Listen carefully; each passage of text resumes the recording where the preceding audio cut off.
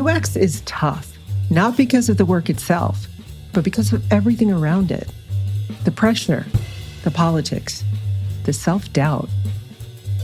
Joe Natoli has been through it all, and for more than 30 years, he's been helping UXers and designers find their way through the challenges that really make or break a career. Not the wireframes or design tools, but imposter syndrome, office politics, bad bosses, and learning to stand your ground. This is Making UX Work, where he tackles the battles no boot camp, book, or conference ever prepares you for, and shows you how to come out stronger on the other side. Well, hello there, and welcome back to Making UX Work. It's been a minute, so I want to tell you a few things before we get cracking here. First and foremost, this is not the interview show that it once was. If you're looking for interviews, you can check out episodes 1 to 19. But if you want to explore the more personal and possibly more difficult side of this career, stick around because that is what we're doing here. This is just me now, talking honestly about the stuff that rarely makes it into conversations around UX and product design. Okay, rarely makes it into podcasts or books or courses or conference talks or social media posts for that matter. Things like, dealing with confidence issues, imposter syndrome, setting better boundaries, navigating corporate politics, surviving bad managers, transcending difficult people, turning combat into collaboration, growing into the UX or designer or person, quite frankly, that you want to be. Right? This is about learning to accept what is and ending each day feeling proud of yourself, feeling proud of what you've accomplished, and quite frankly, feeling proud of the things that you've been able to deal with and manage and overcome. I guess, what I want more than anything else, I think, is for you to feel less alone, to know that things are tough everywhere, all right, and that we are all most definitely in this together. So if you've ever wondered if it's just you, it's not, believe me. Above all else, I hope to show you that nothing you face cannot be overcome. All right. The challenges you face every day are not a value judgment of your ability or your worth. I hope to show you that you have more power than you realize and that it is high time to start reclaiming and using that power. Okay. With that out of the way, let's do this thing. One thing I absolutely know to be true is that people who have imposter syndrome the most, the people who have that internal dialogue that makes them feel really unsure of themselves, are typically people who are wildly beyond competent at what they do. Their mediocrity is everyone else's standard of excellence. And part of what makes them excellent is that relentless lens that they use to look at everything, right? To say, do I think this is good enough? There's a streak of perfectionism that runs through anybody who is truly good at anything, right? And I think that's, quite frankly, what makes us good at our job. Folks like us in the design and UX industry have this in spades. Think for a minute about the level of detail of what you do. All right, think about the level of rigor that's necessary, the ability to apply yourself to that effort in a really intense way. That brutal self-examination that we have, the insistence on a really high level of excellence that we impose upon ourselves is part and parcel of the job, okay? It comes with the territory. But no matter what your chosen profession happens to be, the thing I want to say to you up front is this: you don't ever get rid of imposter syndrome. What you do is you manage it. You put it in its place. You develop mechanisms to deal with it when it comes up. And the biggest mistake, okay, the thing that will tie you in knots for a hell of a lot longer than is really necessary, is this idea that you somehow have to be totally and completely free of it. That you need to reach this point in your life where you'll simply never, ever react this way again as long as you live. Here's the thing, folks. That's a lie. I really believe that to be a lie. I don't think it's realistic. I don't think it's healthy. And I think it sets you up for this very unrealistic place that you now have to reach. And then When you don't reach it, you feel 5 times as bad about yourself because, well, I couldn't get my shit together. Okay, so fuck that. It doesn't go away. It's not gonna go away. Stop expecting it to go away. Free yourself of that unattainable goal.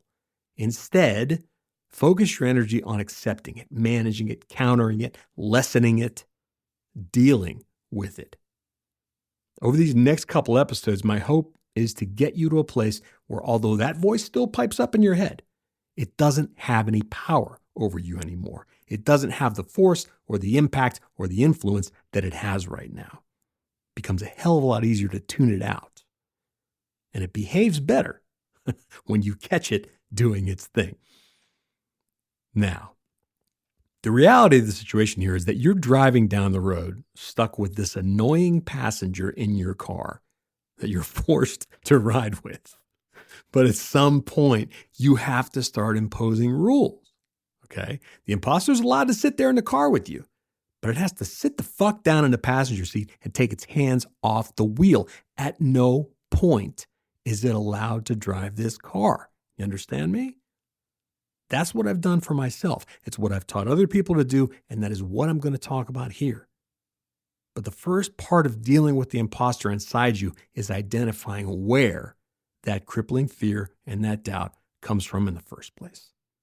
What its origins are. Getting clear on what areas of your life it has the most influence and control over. Okay? Is this specifically about professional capability? Or is it something else that colors everything in your life? Let me put that another way.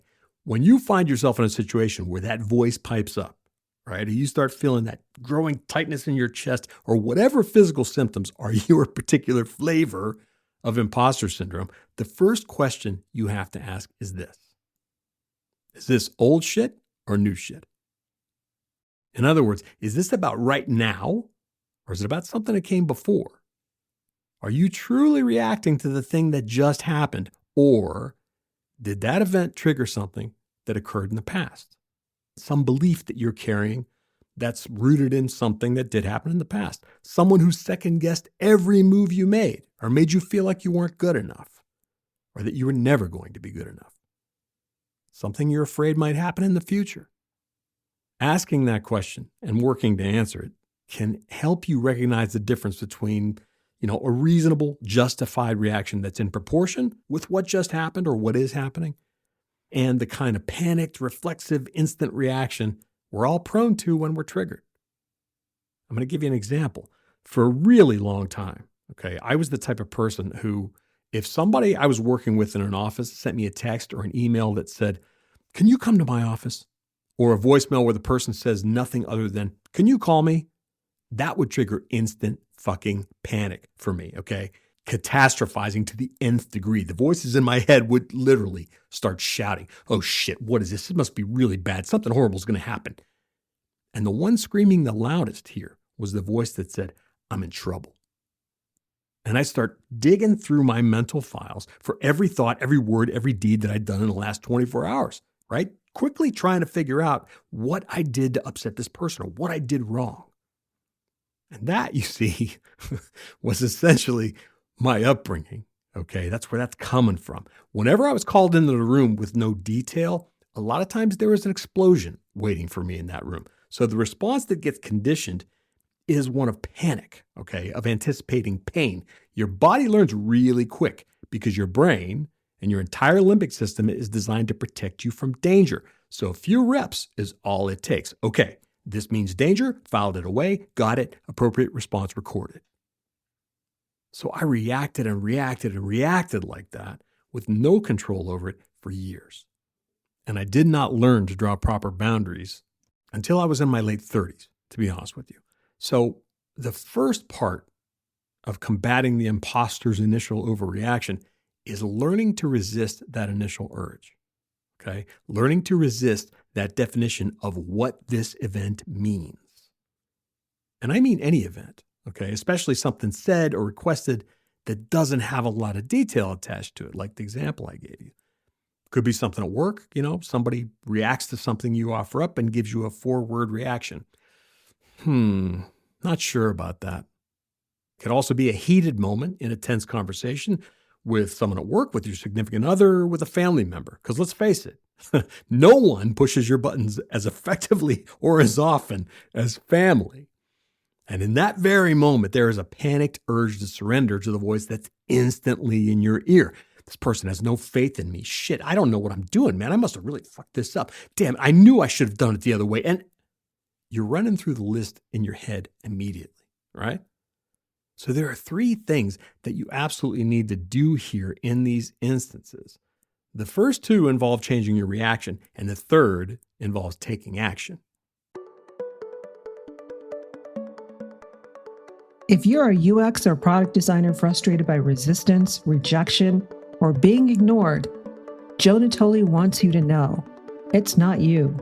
After 35 years working with teams inside global enterprises, he created the UX 365 Academy to show you what's really standing in your way and how to move past it. Textbooks teach theory, Joe teaches reality. This is practical, real-world UX, taught by someone who's lived it. Learn more at ux365academy.com for the way it actually is, not the way it's supposed to be.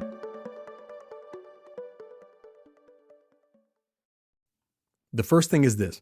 Always, immediately before you let your mind go anywhere, before you open your mouth to say whatever defense your brain has already cooked up, wait. Pause. And when you do, breathe. Here's why that's important. Your body's doing what it's been trained to do, with or without your permission, which is pretty much to go into panic mode. So the first thing that has to happen is you got to interrupt that process, okay? You're throwing a stick in the spinning wheel that the hamster in your brain is already on. And you do that with 2 single words to yourself. This is something I do. I say to myself, wait, breathe. Wait, breathe. If you're alone and you're in panic mode, you say it out loud, literally more than once if necessary, as many times as necessary, as a matter of fact. And then you do it. Breathe in for 4 seconds and then breathe out for 4 seconds. Stretch out each thing to cover a 4-second span. All right. And I know this is goofy, but let's try it together. Okay. Breathe in.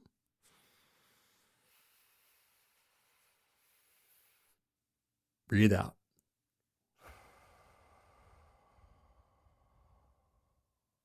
Feel free to pause this and do that 3 or 4 more times. Again, let that breath in happen for 4 seconds. Let that breath out happen for 4 seconds. This matters more than I can explain to you. The physiology of simply doing that goes a long way in calming your body. And if you calm your body, you can also start to calm your mind. One thing absolutely affects the other. Doesn't have to be conscious. You don't have to talk yourself into anything or out of anything. Just breathe and wait. And then, once you're calmer, you do the third thing, which is learning to physically counter that reaction. Now, I'm going to try and explain this by way of example.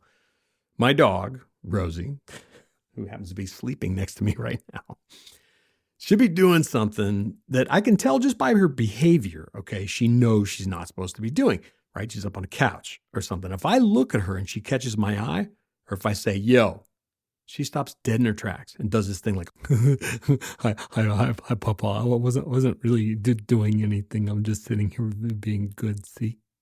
What a therapist once told me is this. He said, you have to get in the habit of catching your brain in the act of doing this bullshit. The way he explained it was, there's a physiological reaction that happens, okay? That knee-jerk negativity, that self-talk, that's unconscious processing. It's triggered immediately. Like I said, your body's already been trained to react without your consent. But here's the thing. It literally stops if you notice it doing that thing. It stops when you catch it in the act of being an asshole, basically. Once you become conscious of it, it's kind of like your brain goes, what, who, me? I wasn't doing anything. See, I'm just sitting here being good, thinking nothing, la, la, la, la, la. It literally is that kind of thing, okay? Buddhists call this mindfulness, coming back to the present moment, being right here, right now, instead of in that panicked place in your head. And there are a number of ways to trigger that. All right, you may have heard that some people count. They count to 3 in their heads. That stops the processing. Or they adopt a mantra, something they say to themselves, which is what I do. All right. In my case, I adopted a mantra that I read in possibly the most terrible self-help book I've ever read in my life. Okay. Book was garbage, but the mantra was fantastic. And the mantra was this: my thoughts do not have to become my emotions. So what I do is, the minute I feel that tension rise in my chest, because that's how it shows up for me, right? In my chest, I feel it like a vice. I first take a moment to breathe, right? Wait, breathe. And then I start repeating this phrase in my head. And if I'm by myself, I literally repeat it out loud over and over. My thoughts do not have to become my emotions. My thoughts do not have to become my emotions. My thoughts do not have to become my emotions. I do that for a solid minute, okay, or until I feel the pressure release. And it always does release. All right, so tip of the hat to that guy who wrote a really crappy book but managed to work one amazing gem into it. All right, and you could just talk to yourself as well. Say to yourself, all right, look, you're doing the thing again. Calm down for a second. Let's find out what's going on here. That's self-talk. And the older you are, I really believe the more you need to practice this, the more years you have of that reflexive, ingrained, habitual, knee-jerk behavior, the harder it is to prevent it from happening. All right, you've become really good at it at this point. So you have to develop a counter, a challenge like this to catch your brain in the act and force it to stop spinning that wheel. It's the equivalent of you mentally body checking yourself to say, yo, cut that negative shit out and come back here. Because that negative shit has become second nature for you by now. Okay, you're there before you even know you're there. Tell me I'm wrong. These two things, okay, breathing and countering your reaction, are both the most simple and the most effective responses in the world. Why? Because the very act of doing them reminds your body that you are in control. You are driving this car. You are dictating what happens next.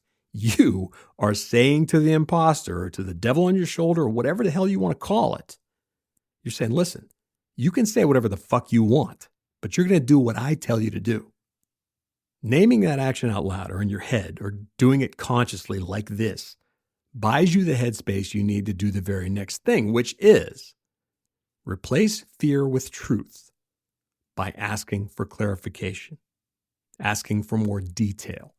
Because in the absence of additional information, it's going to be hard not to react. It's going to be hard not to instantly dive into that self-doubt. So once you've taken those breaths, once you feel like you're back in your body again, before your brain can try and talk you out of it, you ask for clarification. Can you give me some additional detail here? Tell me why you're thinking that, or tell me what's this about. If there is silence from that person and you feel the panic coming, ask them. Tell me what you're feeling right now. Tell me what you're thinking right now. Whatever it is, whatever the answers that you really need in that moment happen to be, pull it out in the open so that you know what this is, so that you're not making guesses about what it is or what it means. Because in milliseconds, your mind, just like my mind, will want to make up all sorts of unkind explanations for what this is and what it means. Even though I'm in a much different place with my life, with this at this point, that temptation is always there. Okay, that knee-jerk reaction is always there. That voice always pipes up in my head, always every time, essentially says, you must be in trouble here. They're quiet because you're in trouble. They didn't bother to explain what was going on because you're in trouble. Whatever it is. And with regard to the asking for clarification part, I think a lot of us are afraid to ask clarifying questions because we were brought up in a way where it wasn't okay to ask questions. It wasn't safe to ask questions. And quite honestly, that has nothing to do with necessarily having, horrible parents or a horrible upbringing or whatever. It has a lot to do with generational stuff. My parents' generation and certainly the generation before, you didn't ask anything, okay? You didn't speak until spoken to. There was a sort of unspoken understanding that kids did what they were told. You accepted what was, right? You didn't ask questions. That was not a thing. So by way of example, I was a weird, sensitive artist kid. I was a young boy with sensitive feelings in a world of alpha males and athletes. I didn't really fit in any way, any shape or form. And there was this expected politeness among my parents' generation where you just don't challenge things, okay? You don't challenge authority figures. You don't ask questions, even if they're damn good questions, which is 180 degrees from how a lot of people in my generation, and certainly my wife and I, have raised our kids, which is, just because that person is in a position of authority does not automatically make them right. So if you're doubting something, you have a right to spit it out on the table and say, look, I don't think I like what's happening here. But we weren't taught that. We were taught that you don't have a right to question anything, which translates into you don't deserve an answer. You're not worthy of an answer. These are the messages that get internalized and accepted. And the only way to combat this, at least at the start, is to physically find ways to sort of body check that impulse when it happens, like I said, because it's going to happen. No matter how long you go to therapy, no matter how long you listen to me talk about this, it's still going to happen. It still happens to me, all right, instantly. The only difference between me at 56 years of age and me at 8 years of age is that I don't let it go anywhere past that first step. I got lots of mechanisms. I've got lots of ways that I counter it. I simply don't let it happen. Wait, breathe, come back to center, be patient, let it pass. Now, here's what I need you to understand and internalize. This is not a magic bullet for your fears. It's practice. It is something you consciously start doing in order to eventually turn it into a reflexive habit, a habit of trying to be more present, trying to be more conscious in that moment, steering the boat instead of being swept along by the current. Like I said before, and I really have to stress this because it's the number one thing that keeps people from overcoming this shit. You don't get rid of this. You manage it. There is no someday I will be free of this. That's an outright lie. No matter what any bullshit book or self-help program claims, you will not magically be free of it. And that is okay. Because what you absolutely positively will be in time, if you practice consistently, is you will be able to control it the instant it happens. You will be able to put it in its place. And in the next episode, I'm going to tell you exactly how to do that.